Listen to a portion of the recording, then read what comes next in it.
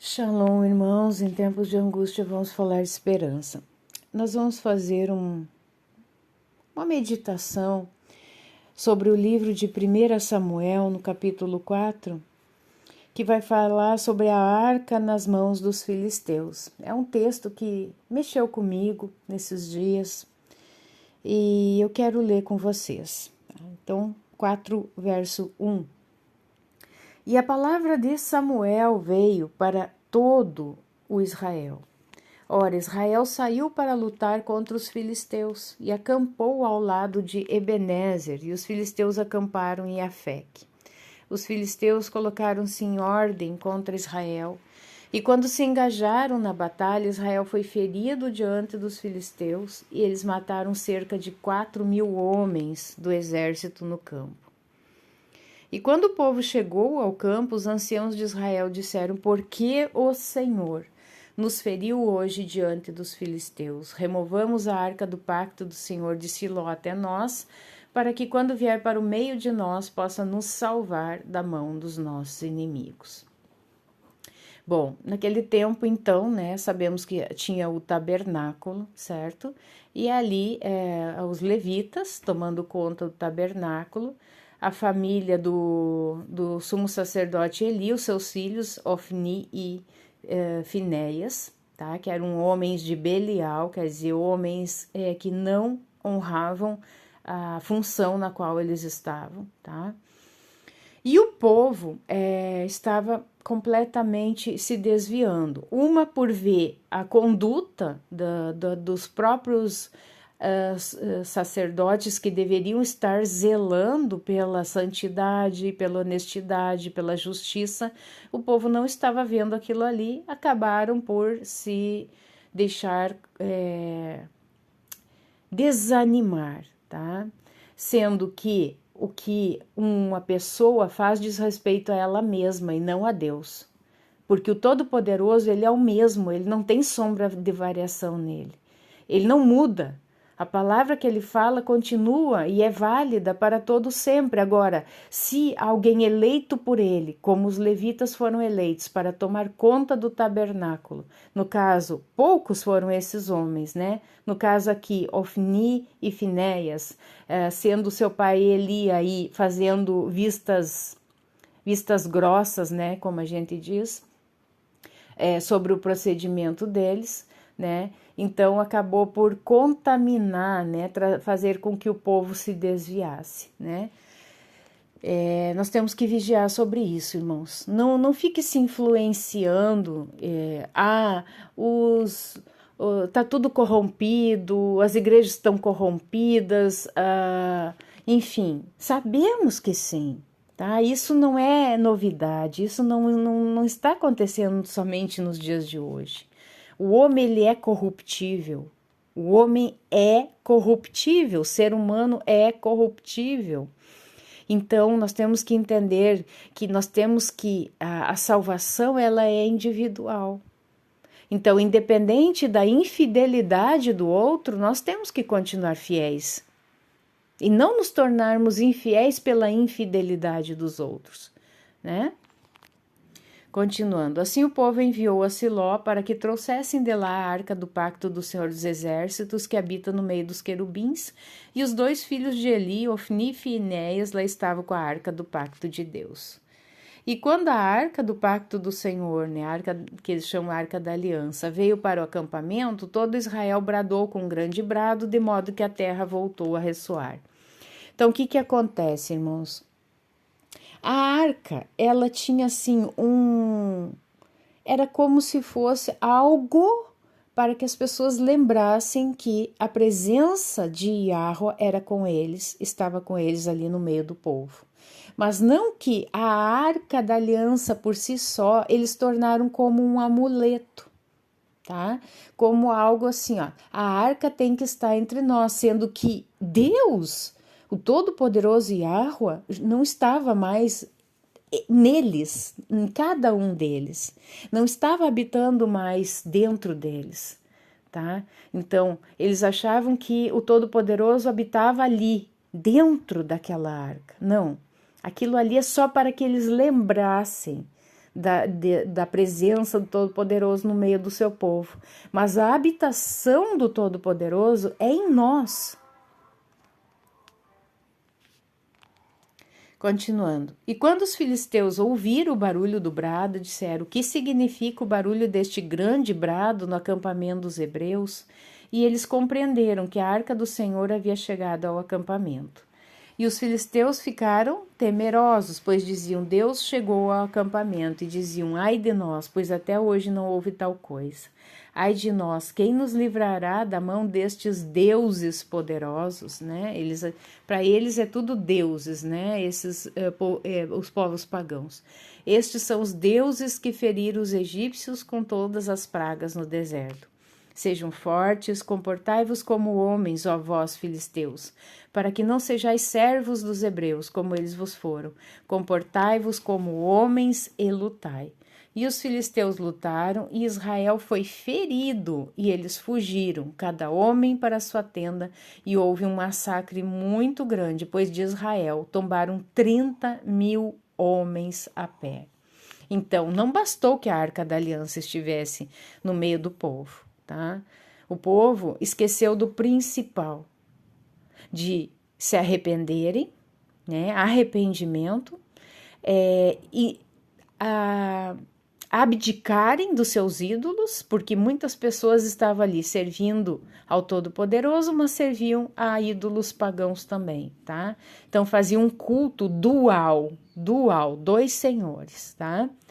E arrependimento, né? Abrir mão destes ídolos e confiar, a fé, confiar que Deus nunca os abandonou, Deus sempre batalhou as suas batalhas, guerreou as suas guerras. Sempre ele, como Yahweh Tsevaot, Yahweh dos exércitos, vai à frente do seu povo, lutando na sua frente, né? Continuando, a arca é tomada, Ofni e Finéias são mortos, e a arca do pacto foi tomada, e os dois filhos de Eli, Ofni e Finéias, foram mortos, conforme já tinha sido avisado para Eli que os seus filhos seriam mortos, e que não seria ninguém mais da sua geração ali tomaria o cargo no sacerdócio.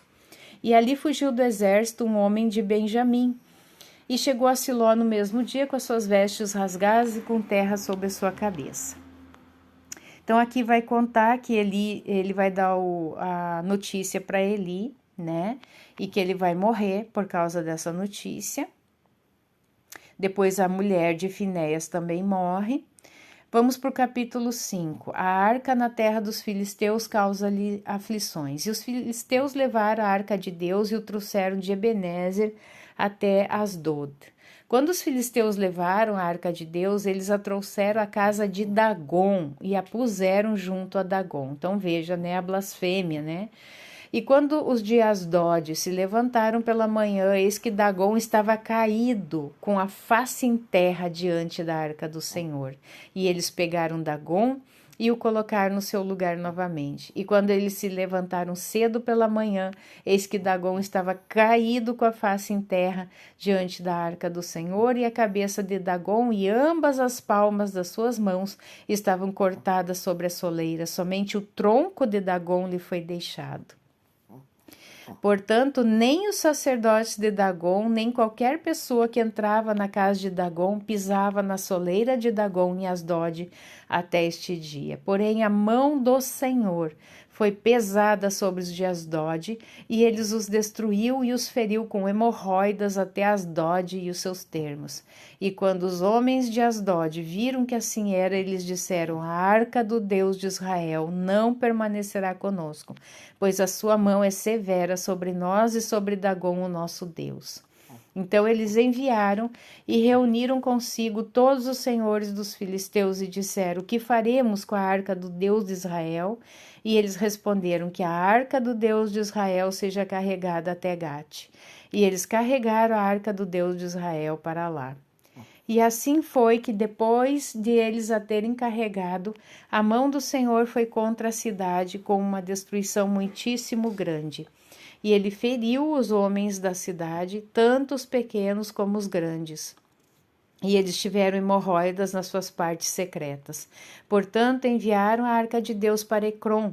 E sucedeu que assim que a arca de Deus chegou a Ecrom, os ecromitas clamaram, dizendo: trouxeram a arca do Deus de Israel até nós, para matar a nós e ao nosso povo. Assim eles enviaram e reuniram todos os senhores dos filisteus e disseram: mandai embora a arca do Deus de Israel e deixem que volte para o seu próprio lugar, para que ela não mate a nós e ao nosso povo, pois havia uma destruição mortal em toda a cidade. A mão de Deus fora muito pesada ali. E os homens que não morreram foram feridos com hemorroidas, e o clamor da cidade subiu até o céu. Os filisteus, capítulo 6, enviam a arca para fora da sua terra. E a arca do Senhor esteve no país dos filisteus 7 meses. E os filisteus convocaram os sacerdotes e os adivinhadores, dizendo: o que faremos com a arca do Senhor? Dizei-nos como a enviaremos ao seu lugar. E eles disseram: se mandardes embora a arca do Deus de Israel, não a envieis vazia, mas seguramente devolva-lhe uma oferta pela transgressão. Por isso que existe aquele versículo, né? Os filhos do maligno são mais prudentes, né, do que os filhos de Deus, mais prudentes. Então sereis curados e sabereis por que a sua mão não foi removida de sobre vós. Então eles disseram: qual será a oferta pela transgressão que lhe devolveremos? Eles responderam: 5 hemorroidas de ouro, 5 camundongos de ouro, de acordo com o número dos senhores dos filisteus, pois uma praga esteve sobre vós todos e sobre os vossos senhores. Por isso fareis imagens das vossas hemorroidas, imagens dos vossos camundongos que devastam a terra, e dareis glória ao Deus de Israel. Talvez ele deseje aliviar a sua mão de sobre vós e de sobre os vossos deuses e da vossa terra. Por que então endureceis os vossos corações como os egípcios, e Faraó endureceram seus corações quando ele havia operado maravilhosamente no meio deles? E eles não permitiu que o povo se fosse, e eles partiram?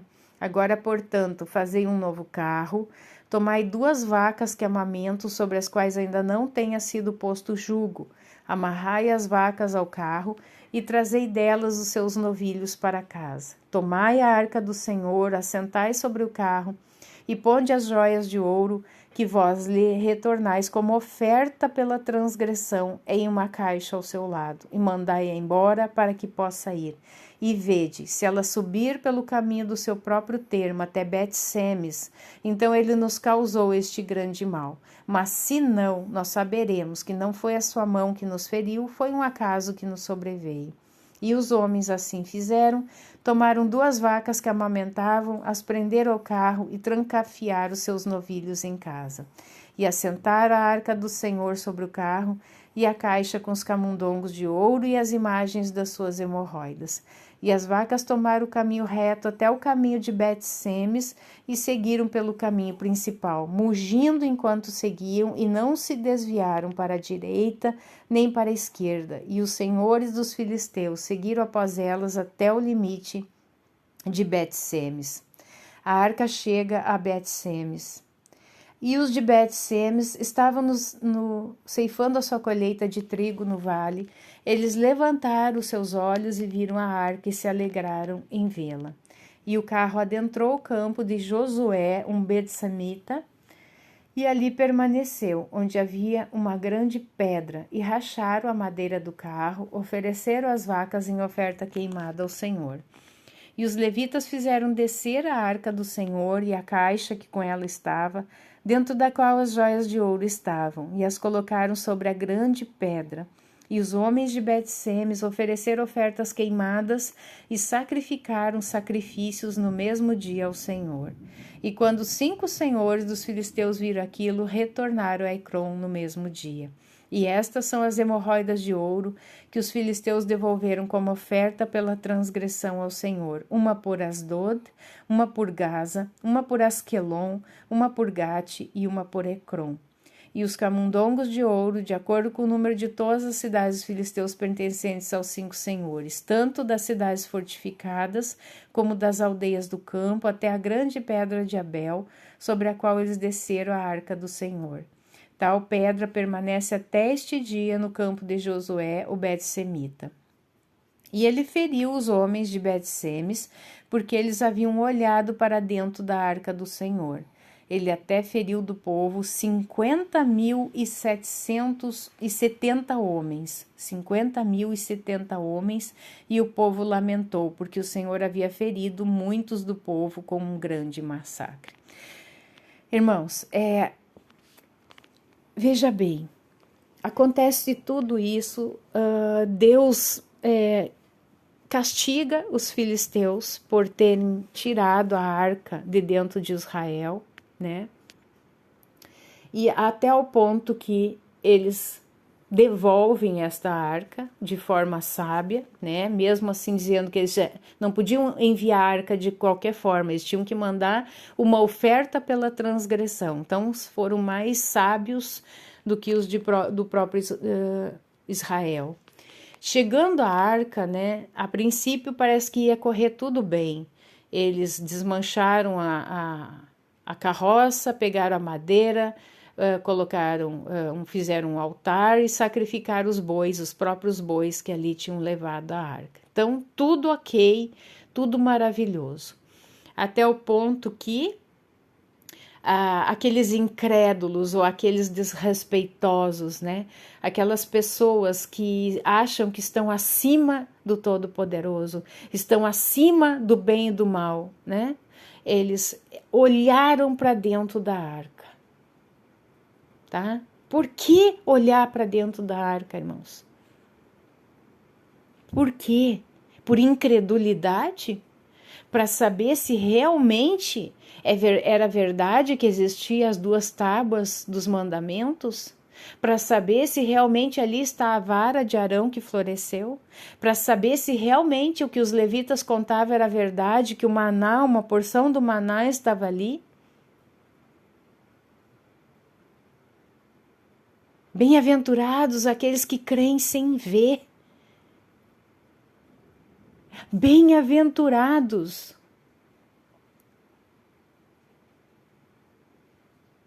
Tomé, ele não sossegou até que ele viu as marcas dos furos nas mãos de Yahushua e nos pés de Yahushua. Irmãos, nós temos que temer. Nós temos que respeitar ao Todo-Poderoso. Se ele diz que não é para fazer uma coisa, não é para fazer. Você não precisa saber o porquê. Não é. Tem mandamentos que são... tem uma explicação, mas tem mandamentos que não tem. Esse povo não honrou a chegada da arca. Eles se alegraram a princípio, mas depois fizeram uma transgressão tão grande. Nem os levitas podiam olhar para dentro da arca, irmãos. Vocês conseguem entender o nível de transgressão, de blasfêmia, de profanação que eles fizeram? Um ato tão, mas tão desrespeitoso.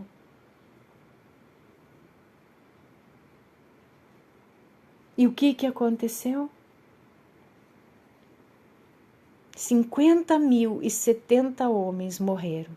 Irmãos, a arca, ela é de ouro, né? Ela é confeccionada de ouro. E existe uma frequência, tá? Na arca. Uma frequência. Então, no momento que eles mexeram nisso, tá? Isso acabou por levá-los à morte. Então, todo o mandamento do Pai é para o nosso bem, tá? Isso é como se fosse algo elétrico. Tanto é que eles tinham que carregar a arca, né? Eu não me lembro agora se eram os da família de Gershon ou de... É um dos 3 filhos de Levi, né? Agora não me lembro se é de Gershon ou de Merari, que eles tinham que faziam esse transporte da arca através de varetas de madeira, tá? As varetas de madeira. Porque a madeira, ela é um isolante de eletricidade, né? Um isolante. Então, tudo tem uma explicação física, tá? Esses homens, primeiramente, eles transgrediram o mandamento, eles não temeram ao Todo-Poderoso, eles foram desrespeitosos, não honraram que a vinda da arca, sendo que eles não tiveram que movimentar uma célula do seu corpo para que a arca voltasse. O Todo-Poderoso agiu e eles somente contemplaram a chegada da arca e mesmo assim eles cometeram tamanha transgressão. Continuando, e os homens de Bet-Semes disseram: quem é capaz de permanecer de pé diante deste Senhor Deus Santo? E a quem subirá dentre nós? E eles enviaram mensageiro aos habitantes de Kiriat-Jearim, dizendo: os filisteus trouxeram novamente a arca do Senhor, descei e fazei-a subir até vós. Capítulo 7. E os homens de Kiriat-Jearim vieram e ergueram a arca do Senhor e a trouxeram para dentro da casa de Abinadab no outeiro e santificaram Eleazar, o seu filho, para guardar a arca do Senhor. Veja bem, né? Eu não quero me consertar, eu não quero compreender que o errado fui eu não quero compreender que houve uma transgressão, eu não aceito isso, então tira essa arca de perto de mim. Não foi isso que eles fizeram? Aquele povo de Bet-Semes, tinha que se sentir extremamente honrado por ter sido a cidade eleita para a chegada da arca, mas não. Eles fizeram como sempre eles fizeram. Não, nós não queremos ter a presença de Deus conosco. Tira a arca da aliança daqui. Tira, senão todos nós morreremos. Então é melhor sempre a gente terceirizar a culpa, né, irmãos? Nós acabamos por terceirizar a culpa. O pecado nunca é nosso, mas nós terceirizamos. Me sobreveio tal mal, né, um mal tão intenso, mas não foi minha culpa. A culpa é da arca, né? Ela é a culpada por toda esta mortandade. Não, o povo nunca é o culpado. O povo já estava distante de Deus, o povo desrespeitou, o povo blasfemou, né? E colocaram ainda a culpa na arca. Então, chama os levitas, né? Para abrir a arca e olhar dentro, eles não chamaram os levitas, né? Não precisavam dos levitas nesta hora. Fizeram tudo por conta, né? Na força do seu braço. Mas para levar a arca, chama os levitas, tira essa arca daqui. Leva embora isso aqui vai acabar por nos matar todo mundo. Nós não queremos a arca aqui em Bet-Semes. Leva ela para Kiriat-Jearim. Até quando, né, irmãos, que a gente vai terceirizar a culpa pelos nossos pecados? Até quando, irmãos?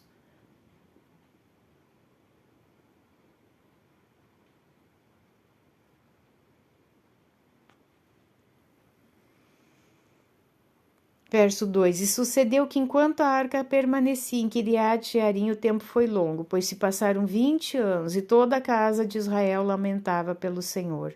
E Samuel falou a toda a casa de Israel, dizendo, presta atenção nesta fala de Samuel, se verdadeiramente retornardes ao Senhor de todo o vosso coração, então ponde de lado os deuses estranhos e removei Astarote do meio de vós.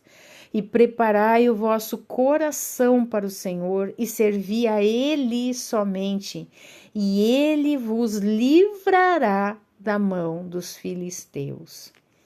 Então os filhos de Israel verdadeiramente puseram de lado os Baalins e Astarote e serviram somente o Senhor. Então, veja bem que além de eles professarem, né, uma fé no Todo-Poderoso, Yahweh, eles estavam aí com seus deuses aí, né, os Baalins, Astarotes, e depois não sabem, né, por que nos sobreveio tamanha desgraça, tamanha mortandade, tira esta arca de perto de nós. E Samuel disse: congregai todo Israel em Mispá, e eu orarei por vós ao Senhor. E eles se reuniram em Mispá, e tiraram água e a derramaram diante do Senhor, e jejuaram naquele dia, e ali disseram: pecamos contra o Senhor. E Samuel julgou os filhos de Israel em Mispá. E quando os filisteus ouviram que os filhos de Israel estavam reunidos em Mispá, os senhores dos filisteus subiram contra Israel. E quando os filhos de Israel ouviram aquilo, ficaram com temor dos filisteus. E os filhos de Israel disseram a Samuel: não cesses de clamar por nós ao Senhor nosso Deus, para que ele nos salve da mão dos filisteus. E Samuel tomou um cordeiro que ainda amava. Eu acho que ainda mamava, eu acho que está errado aqui. Bom, e o ofereceu inteiramente como oferta queimada ao Senhor. E Samuel clamou ao Senhor por Israel, e o Senhor o ouviu.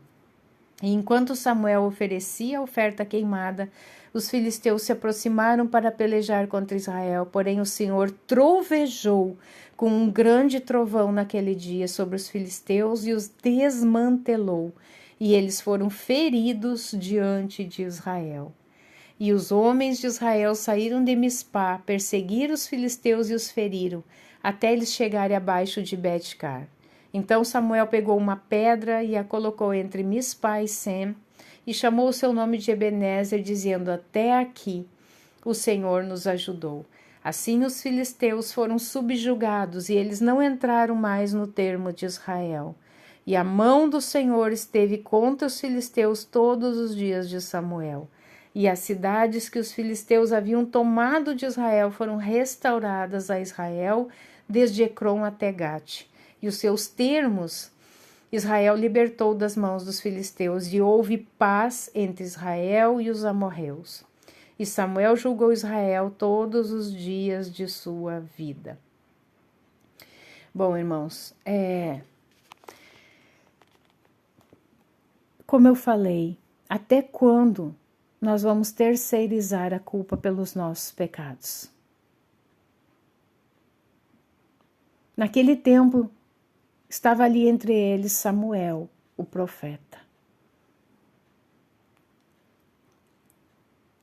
Nunca o povo está só, sempre vai ter um profeta. Sempre vai ter alguém para tocar a trombeta. Arrependam-se. Abandonem os seus Baalins e as suas Astarotes. E voltem-se para o Senhor. Voltem-se para Yahweh. Voltem-se para Deus, somente a Ele, como único. Arrependam-se dos seus pecados. Não olhe para dentro da arca, olhem para dentro de si. Olhem para dentro de si mesmos e façam uma avaliação. Façam um balanço da sua vida. Para ver como está a minha vida. Como eu tenho caminhado diante do Eterno. Eu o tenho honrado? Eu tenho me santificado? Eu tenho sido um filho obediente?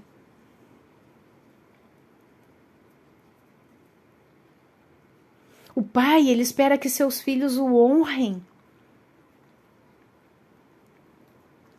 Ele não espera a honra de filhos bastardos. Não, ele espera a honra de filhos legítimos. Então escolha. Continue sendo bastardo ou torne-se um filho legítimo. Enquanto ainda há tempo. Amém. Aleluia. Passe essa mensagem adiante. Em nome de Yahushua HaMashiach. Shalom.